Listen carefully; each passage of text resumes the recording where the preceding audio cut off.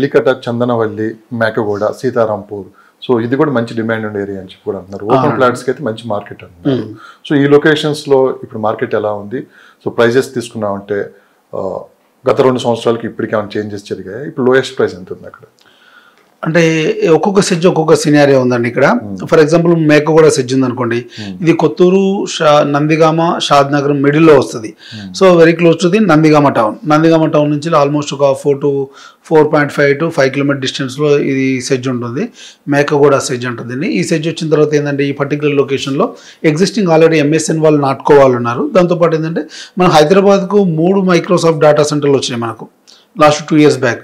అది 13,200 crores ఇన్వెస్ట్మెంట్తో ఇక్కడ invest చేశారు వాళ్ళు. అందులో భాగంగా ఒక మైక్రోసాఫ్ట్ డేటా సెంటర్ను మేకగూడ సెజ్లో పెట్టడం జరిగింది. ఆల్మోస్ట్ వర్క్ ఇంకా నడుస్తుంది, ఆల్మోస్ట్ దగ్గర పడవచ్చు. మేబీ అది ఒక మైక్రోసాఫ్ట్ అనేది పెద్ద కంపెనీ అక్కడ ఆ సెజ్లో. దాంతోపాటు existing pharma research and pharma development సంబంధించి నాట్కో ఎంఎస్ ఉన్నాయి. దాంతోపాటు సోలార్ మ్యానుఫ్యాక్చరింగ్, సోలార్ రీసెర్చ్ సంబంధించినటువంటి నోవాస్ గ్రీన్ టెక్నాలజీ సంబంధించిన ఒక కంపెనీ ఉంది. Granite research and granite manufacturing సంబంధించిన కంపెనీ వచ్చేసి మెయిన్గా గ్రానైట్ రీసెర్చ్ సంబంధించిన కంపెనీ క్వాంటమ్ ప్రోగ్రానా గ్రానైట్ ఒక కంపెనీ ఉంది. అదేవిధంగా ఏరోస్పేస్ సంబంధించినటువంటి జేఈ ఏరోస్పేస్ అనే ఒక కంపెనీ, ఏరోలైట్ ఇండియా లిమిటెడ్ అనే ఒక కంపెనీ, లిమ్డుస్టోమ్ అనే ఒక ఫిన్లాండ్ సంబంధించిన కంపెనీ కూడా ఈ సెజ్లో ఉన్నాయి. సో ఈ సెజ్లో ఉన్నటువంటి ఈ కంపెనీస్ అంతా కూడా వైట్ కలర్ ఎంప్లాయ్మెంట్ జనరేషన్ ఎక్కువగా ఉంటుంది.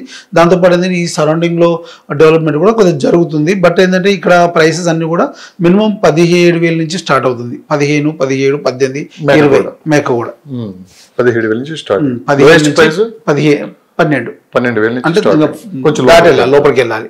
బిఫోర్ మేకగూడ వచ్చినట్టయితే మనకు ఆ రేట్లో 15, 17, 18 ఈ రేట్లలో ఉన్నాయి. సో ఈ మేకగూడ మళ్ళీ హైవేకి వచ్చినట్టయితే మళ్ళీ హైవే రేట్లు మళ్ళీ మారిపోతుంటాయి కదా. సో మేకగూడ సెజ్ అవతల వైపు అయితే ఈ రేట్లు ఉన్నాయి. ఫెరీస్లో కొద్దిగా జోన్ వైజ్ కూడా చేంజ్ అవుతుంది. అదేవిధంగా మనం మళ్ళీ కమ్ టు ది ఎలికట సెజ్కి వచ్చామనుకోండి. ఎలికట స్పెషల్ ఎకనామిక్ జోన్లో చూసినట్టయితే మనం ఇంతకుముందు మాట్లాడినట్టు హైదరాబాద్ 3 మైక్రోసాఫ్ట్ వచ్చాయన్నాం కదా.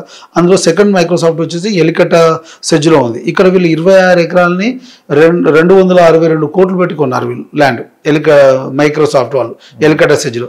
దాంతోపాటు వీళ్ళతో పాటు ఏంటంటే అదానీ వాళ్ళు అదానీ కనెక్ట్స్ అని ఒక డేటా సెంటర్ పెట్టారు. 2 డేటా సెంటర్లు కూడా ఎలికట సెజ్లో ఉన్నాయి. ఈ సెజ్ వచ్చేసి షాద్నగర్కు జస్ట్ 4.5 కిలోమీటర్ డిస్టెన్స్లో ఉంటుంది. టౌన్ కనెక్టివిటీ ఉంటుంది. అదేవిధంగా పరిగి కనెక్టివిటీలో హైవే ఫేసింగ్ ఉంటుంది ఈ సెజ్ అంతా కూడా. దీంతోపాటు ఇక్కడ ఫుడ్ ప్రాసెసింగ్ యూనిట్, దాంతోపాటు tile manufacturing centres, plastic based industries ఇవన్నీ కూడా ఈ సెజ్లో ఉన్నాయి. ఐరన్ మ్యానుఫ్యాక్చరింగ్ అన్ని కూడా ఎలికట సెజ్లో ఉంది. కాకపోతే ఎలికట సెజ్కు ఎలికట విలేజ్ కనెక్టివిటీ ఉంటుంది, సేమ్ టైం షాద్నగర్ కనెక్టివిటీ ఉంటుంది. సో ఈ ఏరియాలో 20,000, 22,000, 24,000, 25,000 వరకు ఈ ఎలికట సెజ్ సరౌండింగ్ మార్కెట్ నడుస్తుంది. 20 నుంచి 25,000 మధ్యలో ఈ సరౌండింగ్ మార్కెట్ నడుస్తుంది. ఎందుకంటే షాద్నగర్ మున్సిపాలిటీకి దగ్గరగా ఉంటుంది, ఇమీడియట్ అర్బనైజేషన్ అవుతుంది, ఎంప్లాయ్మెంట్ గ్రోత్ కూడా ఎక్కువగా ఉంటుంది. పీపుల్ మైగ్రేట్ అవ్వడానికి ఈ రోడ్డు మీద ఎస్పెషల్లీ పరిగి చెవిల రోడ్డు మీద చాలా స్పీడ్గా ఉంటుంది. అదేవిధంగా చూసినట్టయితే మనం చందనవెల్లి, సీతారాంపూర్ సెజ్ చూసినట్టయితే ఈ సెజ్ వచ్చేసి ఏంటంటే మనకు టువర్డ్స్ చేవెళ్ళ రూట్లో పోతుంటే షాబాదు, హైదరాబాదు, సీతారాంపూర్ ట్రయాంగిల్లో ఉంటుంది ఈ సెజ్ అంతా కూడా. ఇది వచ్చేసి ఏంటంటే 3,500 ఎకరాల ఎక్స్టెన్షన్తో ఉన్నటువంటి సెజ్. ఈ సెజ్ మనకు last 3 years 4 years back start అయింది. ఇందులో యాజ్ ఆఫ్ నో మనకు 5 డేటా సెంటర్లోనే మనకు ఆల్రెడీ కంట్రోలర్స్ అని, అమెజాన్ డేటా సెంటర్ అని, మైక్రోసాఫ్ట్, అదానీ, యూఎల్హెచ్ డేటా సెంటర్స్ ఇక్కడ ఉన్నాయి. నెక్స్ట్ ఎయిర్టెల్ వాళ్ళది కూడా. సో మేజర్గా అమెజాన్ వాళ్ళు కూడా హైదరాబాద్కి వచ్చినప్పుడు ఏంటంటే వాళ్ళు 32,000 కోట్ల ఇన్వెస్ట్మెంట్తో ఇక్కడ డేటా సెంటర్ పెట్టాలనుకున్నప్పుడు ఒక డేటా సెంటర్ మనకు చందనవెల్లి, సీతారాంపూర్ సెజ్లో పెట్టారు. ఒక డేటా సెంటర్ ఇప్పుడు ఉన్నటువంటి ఫ్యూచర్ సిటీ మీర్ఖాన్పేటలో పెట్టారు. ఒకటి ఫ్యాబ్ సిటీ రావిరాల దగ్గర ఉన్నటువంటి ఈ సిటీలో పెట్టారు. 3 డేటా సెంటర్లు.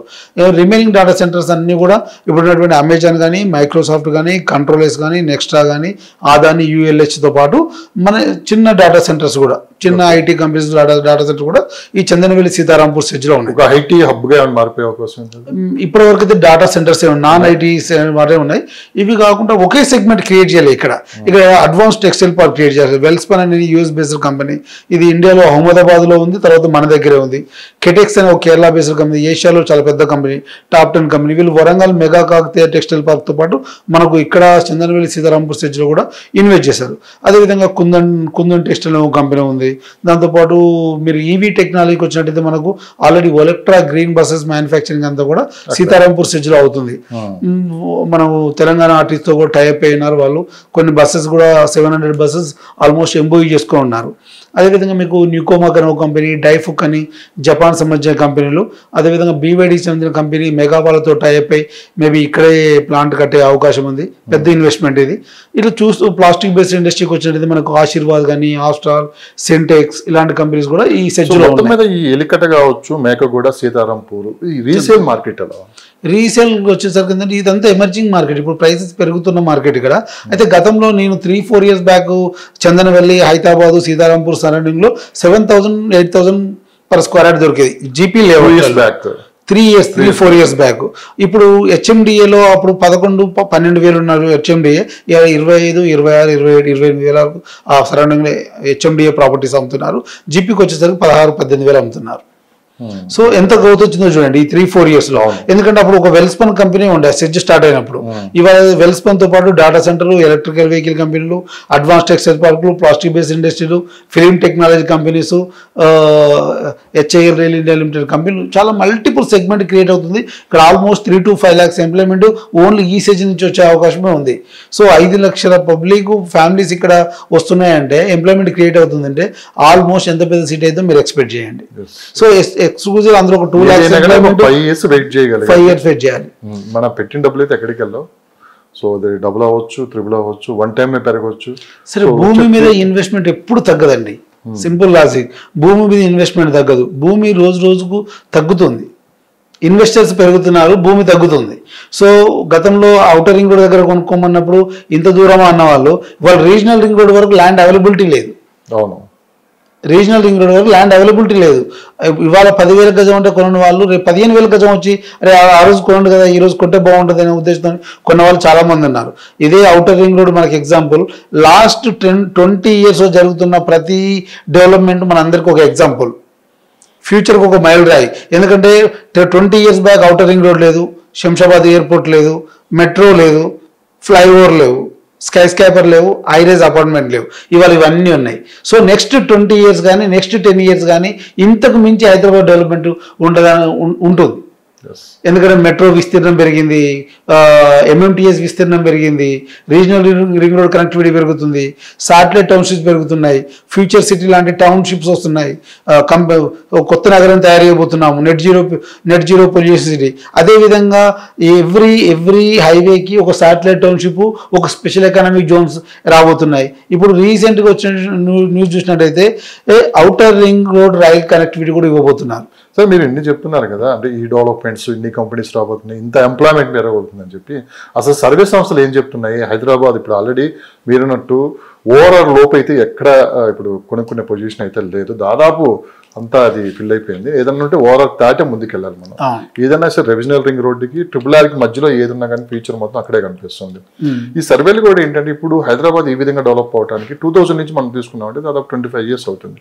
నెక్స్ట్ ఈ ఓవరాల్కి RRRకి మధ్యలో డెవలప్మెంట్కి ఇంత టైం పట్టకపోవచ్చు అని చెప్పి కూడా అంటున్నారు. ఓవరాల్గా తీసుకున్నామంటే సిటీ నుంచి కొంచెం బయటికి రావడానికి ఎక్కువ మంది ఇష్టపడుతున్నారు. దాదాపు ఇప్పుడు ఎవరైనా తీసుకోండి, తుక్కుగూడ దగ్గర తీసుకున్నాం అంటే విల్లా వచ్చేసి ఒక 25 కోట్ల నుంచి మినిమం 100 కోట్లు దాకా ఉంది అక్కడ ఒక్కొక్క విల్లా ప్రైస్. సో ఇక్కడ డబ్బు అనేది ఎక్కువ పెద్దగా ఆలోచించట్లేదు.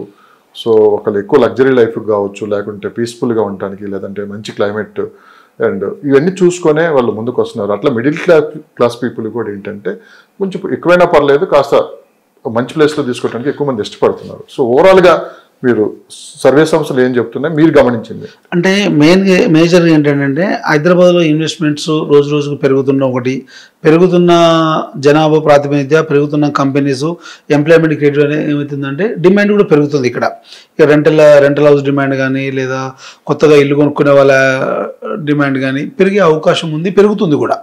సో ఈ మధ్యకాలంలో లాస్ట్ 1.5 year నుంచి ఏంటంటే అన్ని బిజినెస్ రెసిషన్లో ఉన్నాయి. ఎందుకంటే గ్లోబల్ ఎకానమీ రెసిషన్లో ఉంది, ఐటీ రెసిషన్లో ఉంది, ఇటు సాఫ్ట్వేర్ రెసిషన్లో ఉంది, మ్యూచువల్ ఫండ్ కానీ, ఇటు షేర్ మార్కెట్ రెసిషన్లో ఉంది. సో అన్ని ఇంపాక్ట్స్ మనకు రియల్ ఎస్టేట్ మీద ఎక్స్క్లూజివ్ కనపడుద్ది. ఎందుకంటే ప్రతిదీ కూడా ఎక్కడైనా మనకు రూపాయి వస్తేనే ఇక్కడ ఇన్వెస్ట్ చేయడానికి చూస్తారు. కానీ ప్రతి సగటు సగటు ఇన్వెస్టర్ ఎవరైనా కూడా ఇన్వెస్ట్ చేద్దానప్పుడు 50% ఇన్వెస్ట్మెంట్ రియల్ ఎస్టేట్లోకి వస్తే రిమైనింగ్ అమౌంట్ డిఫరెంట్ కేటగిరీలో ఇన్వెస్ట్ చేయడానికి ఛాన్స్ ఉంటుంది. అది ఐదర్ మ్యూచువల్ ఫండా, లేదా షేర్ మార్కెటా, లేదా గోల్డా, ఇంకా ఇతర థింగ్స్ ఏదైనా ఇన్వెస్ట్ చేస్తుంటారు.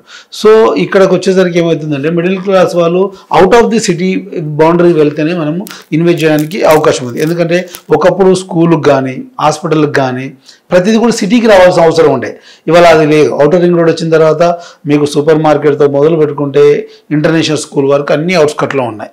సో ఏ ఏరియాకి ఆ ఏరియా స్కూల్ ఉంది, కాలేజ్ ఉంది, హాస్పిటల్ ఉంది, సూపర్ మార్కెట్ ఫెసిలిటీ ఉంది, కనెక్టివిటీ పరంగా రీజనల్ ఔటర్ రింగ్ రోడ్ ఉంది, గ్రీన్ ఫీల్డ్ హైవేస్ వస్తున్నాయి.